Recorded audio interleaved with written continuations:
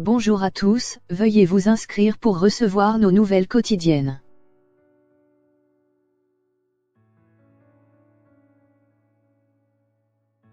Gilets jaunes, 80 enseignes endommagées à Paris, le gouvernement sous le feu des critiques. L'acte 18 de la mobilisation a été marqué par des saccages, des heurts et 200 gardes à vue dans la capitale. La maire de Paris attend des explications.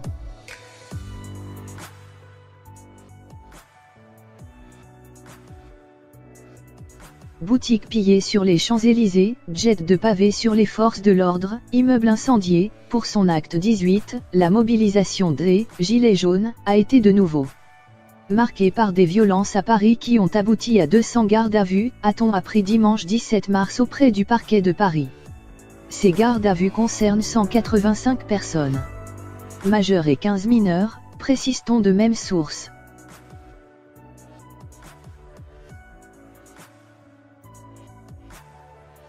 La brasserie Le Fouquet's, des enseignes de prêt-à-porter, Célio, Lacoste, Hugo Boss, le chocolatier Jeff de Bruges, le magasin du fabricant chinois de smartphones Xiaomi.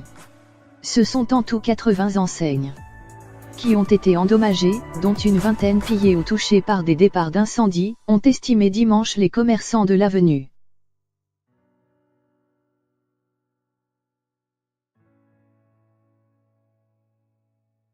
Dans un entretien aux Parisiens, la maire de Paris Anne Hidalgo se dit « extrêmement choquée par ces violences, j'ai assisté à des scènes incroyables, j'ai vu le nombre de boutiques dévastées. Ce qui s'est passé est d'une violence inouïe. Je pense aux forces de l'ordre, aux pompiers, aux citoyens. »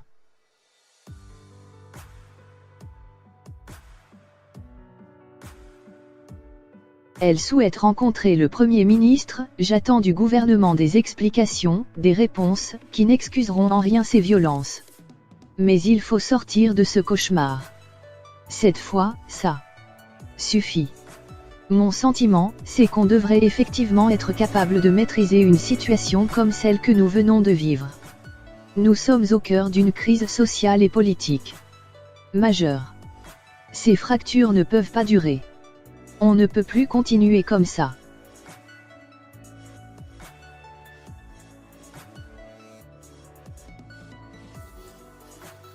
Critiqué par l'opposition qui dénonce l'incompétence de l'exécutif, Emmanuel Macron a dû écourter son week-end de ski samedi et promis des décisions fortes en réponse aux dégâts commis sur les Champs-Élysées.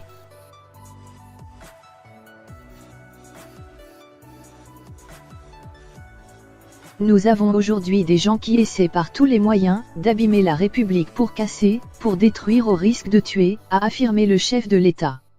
Venu à la cellule de crise du ministère de l'Intérieur pour faire le point sur ces nouvelles scènes de violence rappelant des épisodes précédents du mouvement social.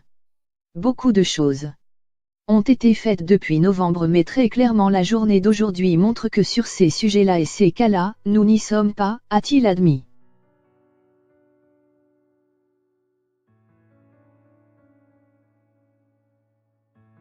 Le Premier ministre Édouard Philippe réunira dimanche, à 17h30, à Matignon le ministre de l'Intérieur Christophe Castaner et le secrétaire d'État Laurent Nunez.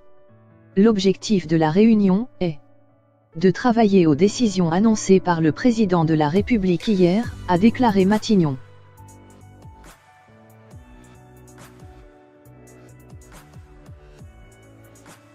Samedi soir, le chef des Républicains, LR, Laurent Wauquiez, a fustigé « un samedi de plus de violence qu'on laisse dégénérer au cœur de notre capitale. Jusqu'à quand Emmanuel Macron, Philippe Epem. Il est temps de réagir. Il est temps d'agir », a-t-il tweeté.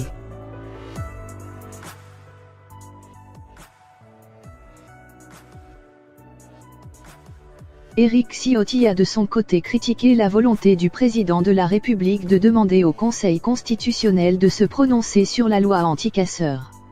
François-Xavier Bellamy, tête de liste LR pour les élections européennes, a appelé à « mettre fin à l'impuissance de l'État ».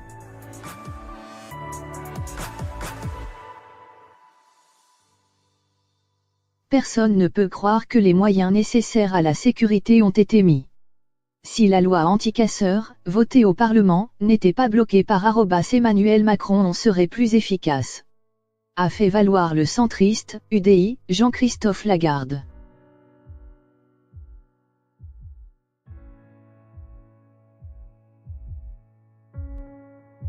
Les Black Blocs détruisent, brûlent, violentent toujours en toute impunité, a relevé Marine Le Pen sur Twitter, en publiant une photo, du 1er mai 2018. Le comité Champs-Élysées, une association de promotion de l'avenue qui revendique 180 adhérents, en grande partie des commerces, a demandé à être reçu à Matignon.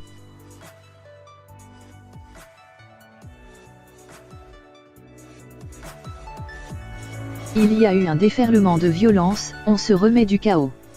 On tente de rassurer les salariés, et puis on pense aux habitants bien sûr, déplore Jean-Noël Reinhardt, son président. On a demandé un rendez-vous au Premier ministre pour lui faire part de notre exaspération et lui présenter nos doléances.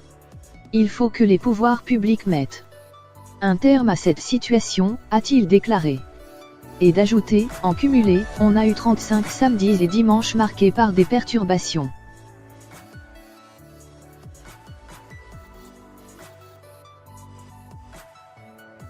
Bernard Stolter, président de CMA France, Réseau national des chambres de métiers et de l'artisanat, a interpellé les ministres de l'Intérieur et de l'Économie et des Finances, demandant lui aussi à être reçu avec une délégation d'artisans. Au total, 32 300 personnes ont manifesté dans toute la France dont 10 000 à Paris, selon le ministère de l'Intérieur, des chiffres régulièrement contestés par les « Gilets jaunes ».